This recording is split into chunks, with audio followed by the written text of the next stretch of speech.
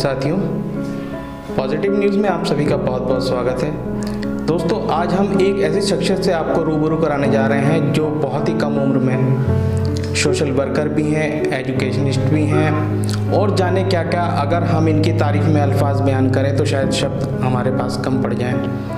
तो आइए जानते हैं इनके संघर्ष की कहानी, कैसे इन्होंने अपने जीवन को जो है समाज के लिए समर्पित किया। तो समरीन जी, बहुत बहुत स्वागत है आपका। Thank you so much sir, आपने मुझे इस अपनी संस्था में बुलाया और पॉजिटिव न्यूज़ जो आप एक बना रहे हैं उसमें आपने मेरा वेलकम किया और मुझे जनता से रूबरू कराने का आपने जो मुझे सौभाग्य दिया उसके लिए बहुत बहुत शुक्रिया सर।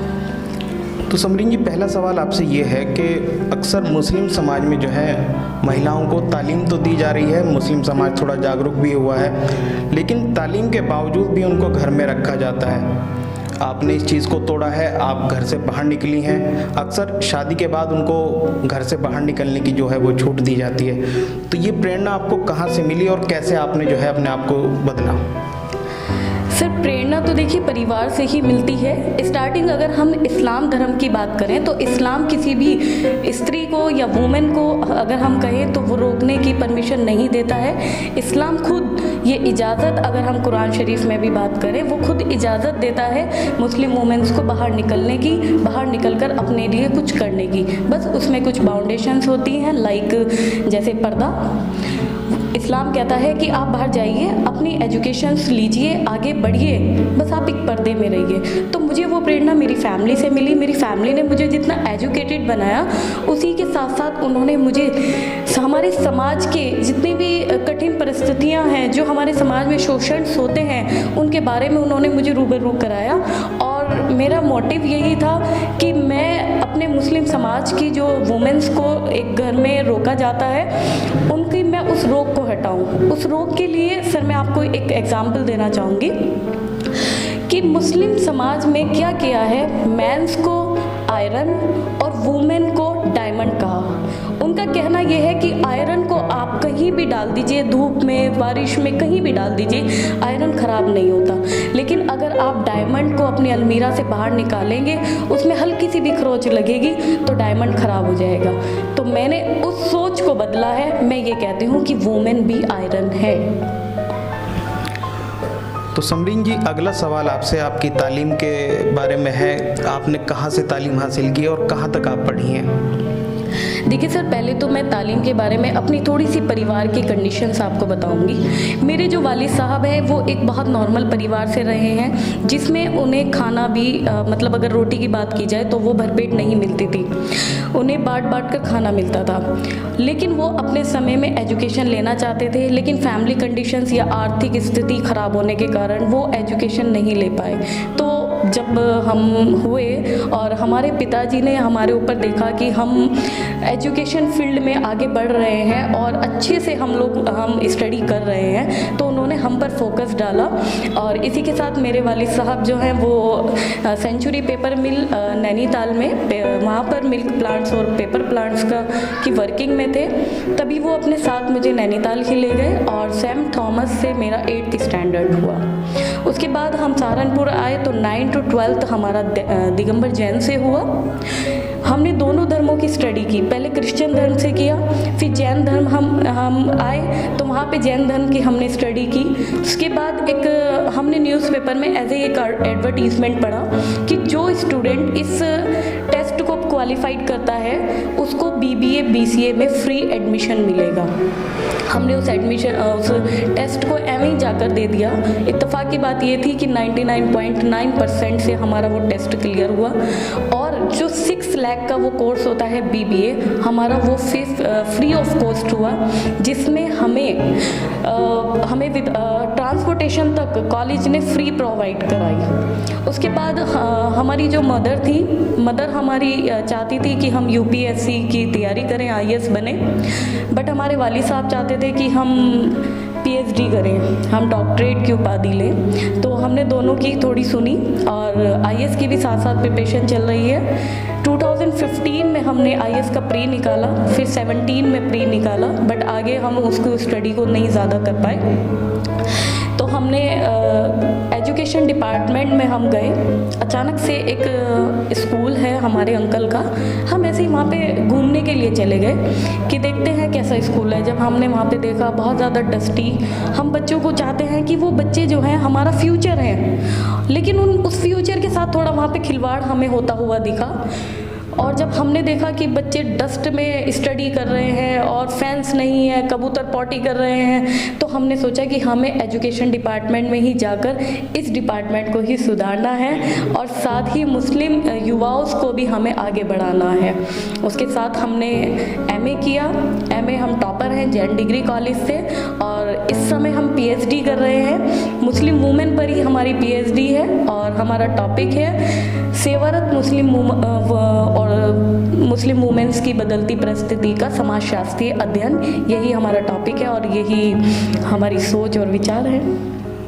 तो जैसे कि आप बता रही हैं कि आर्थिक स्थिति बहुत ज़्यादा ख़राब थी, कभी कोई ऐसा लम्हा जो आपके साथ गुजरा हो जो हर समय आपको याद आता हो?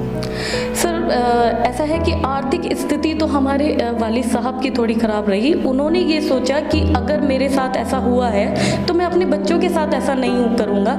मेरे वालिद साहब ने बड़ी मेहनत की, और जब मैं उनके साथ में नैनीताल में रहती थी, मैं उनका एक किस्सा बताऊँगी कि उनके रूम पर मैं कभी कभी चली जाती थी, तो वहाँ पर जब मैं देखती थी वो दिन भर वहाँ पर फैब्रिकेशंस का वर्क करते थे, टैंक्स और पाइपलाइन का वर्क वहाँ पे होता था, दिन भर वो उसका वर्क करते थे।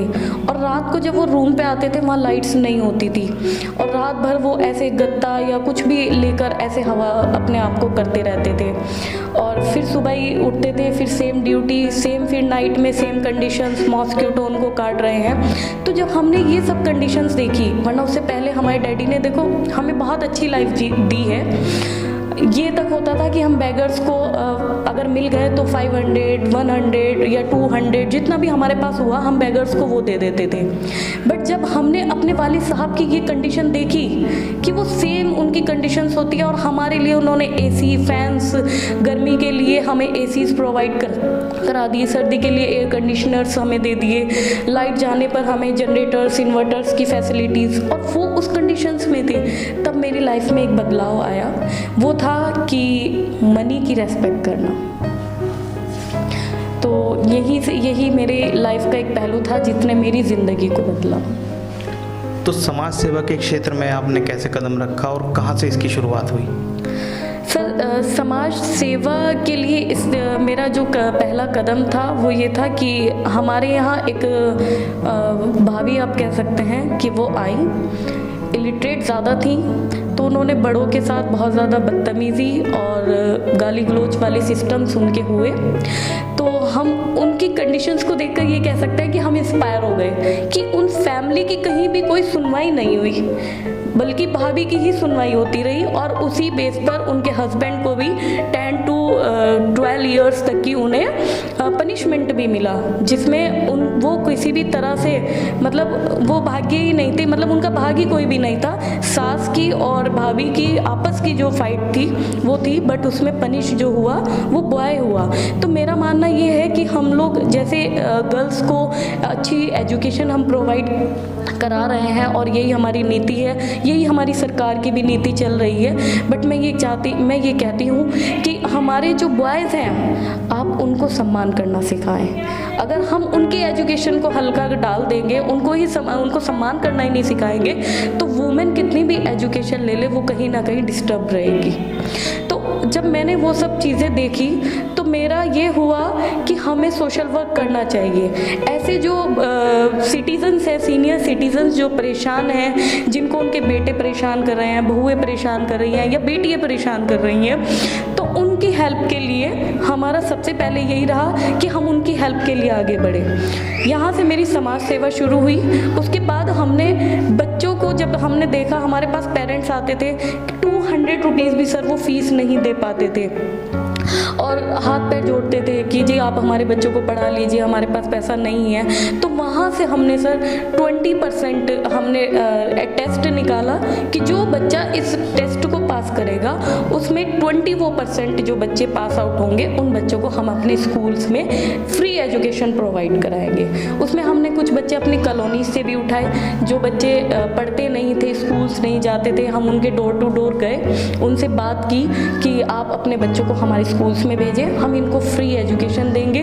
और मेरे अंकल का भी काफ़ी इसमें रोल रहा, उन्होंने बच्चों को फ्री बुक्स, फ्री ड्रेसेस, ये सब चीज़ें प्रोवाइड कराई। तो ये समाज सेवा जो थी हमारी वहीं से एक स्टार्ट हुई और वो हमें आज इस नतीजे तक ले आई। तो समरीन जी, आपका जो प्रोफेशन है, प्रोफाइल है, आज के दौर में आप क्या कर रही हैं, उसके बारे में भी थोड़ा हमें बताइए। सर, जैसा मैंने अभी लास्ट क्वेश्चन में आपको बताया था कि मैंने एक स्कूल में जब मैं गई वहाँ पे कंडीशंस मैंने बहुत ज़्यादा ख़राब देखी, तो मैंने सबसे पहले उसी स्कूल को एक्सेप्ट किया, उस स्कूल की मैं प्रिंसिपल बनी।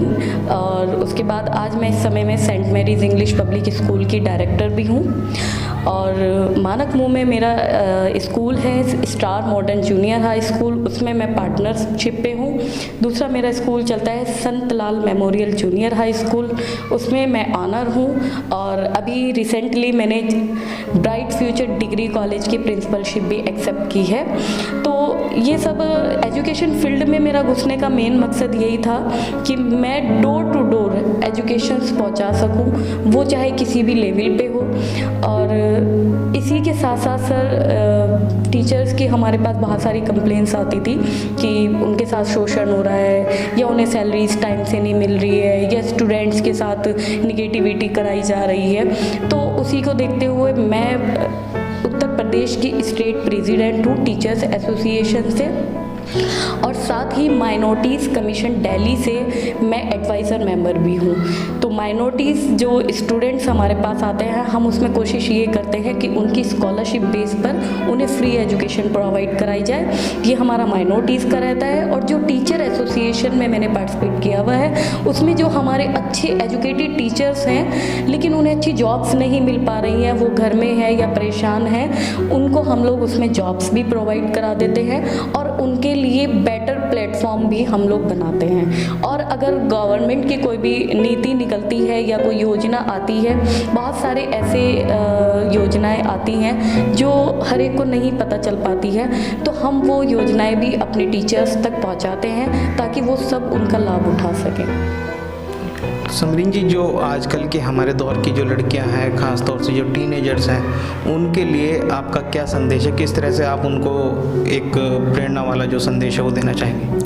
सर, मैं जो हमारी टीनेजर गर्ल्स हैं उनको सिर्फ एक ही संदेश ये देना चाहूँगी कि वो इस समय उन्हें गॉड गिफ्ट मिला है कि उनके पेरेंट्स उनको कोऑपरेट कर रहे हैं एजुकेशन के लिए, उन्हें पढ़ा रहे हैं, और साथ ही गवर्नमेंट भी उनको कोऑपरेट कर रही है बराबरी तौर पे। उनके लिए फ्री बहुत सारी चीज़ें हैं, ड्रेस है, और यहाँ तक कि खाने के लिए मिड डे मील्स तक उन्हें मिलने लगे हैं। तो उसका वो लाभ उठाएं ज़्यादा से ज़्यादा, और जैसे जैसे वो अपनी एजुकेशन को अर्न करती हैं या गेन करती हैं, अच्छी एजुकेशन लेती हैं, वैसे ही वो एक बहुत ज़्यादा पॉजिटिव वो समाज में अपना एक चेहरा दिखा पाएंगी। Thank you sir. तो साथियों, ये थी हमारे साथ समरीन फातिमा, जिन्होंने अपने जीवन संघर्ष की कहानी आज हमें बताई है, और जो आजकल की लड़कियों के लिए नहीं, हम सब के लिए प्रेरणा का एक स्रोत है। तो अगले हफ्ते हम फिर मिलेंगे ऐसी ही एक शख्सियत के साथ। तब तक के लिए हमें दीजिए इजाज़त। देखते रहिए पॉजिटिव न्यूज़। हमारे चैनल को लाइक, शेयर और सब्सक्राइब करना मत भूलिएगा। धन्यवाद।